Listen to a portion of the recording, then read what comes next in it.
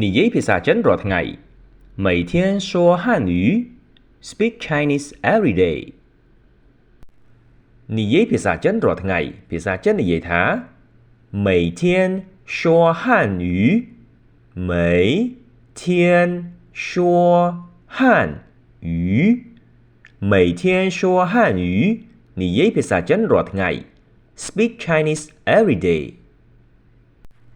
មុននឹងចាប់ផ្ដើមសូមពុកម៉ែបងប្អូនទាំងអស់គ្នាកុំភ្លេចជួយ like share និង subscribe នៅ channel របស់ខ្ញុំផងណាសូមអរគុណទុកជាមុននៅពេលនេះយើងចាប់ផ្ដើម开始这两本书差不多这两本书差不多សៀវភៅទាំងពីរក្បាលនេះប្រហាក់ប្រហែលគ្នាThese two books are almost alike. 这两支笔差不多一样长。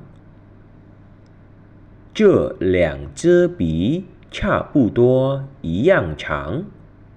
ប៊ិចទាំងពីរដើមនេះស្ទើរតែមានប្រវែងស្មើគ្នាទៅហើយ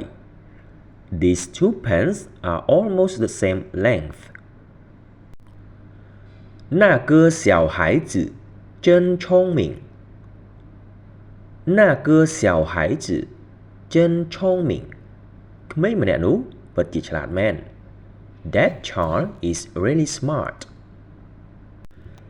他这个人太笨他这个人太笨មនុស្សគាត់នេះល្ងង់ខ្លាំងណាស់ This guy is very stupid聪明人也会做笨事聪明人也会做笨事មនុស្សឆ្លាតក៏អាចធ្វើរឿងល្ងង់ដែរ Smart people can also do stupid things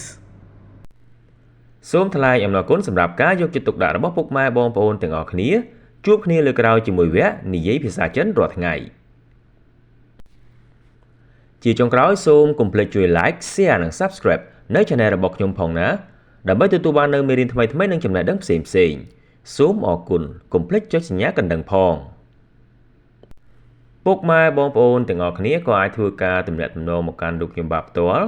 តាមរយៈបណ្ដាញសង្គមខាងក្រោមដើម្បីទទួលបាននូវមេរៀនឬឯកសារនានាដែលពុកម៉ែបងប្អូនត្រូវការជាចុងក្រោយសូមអរគុណម្ដងទៀតសូមជម្រាបលា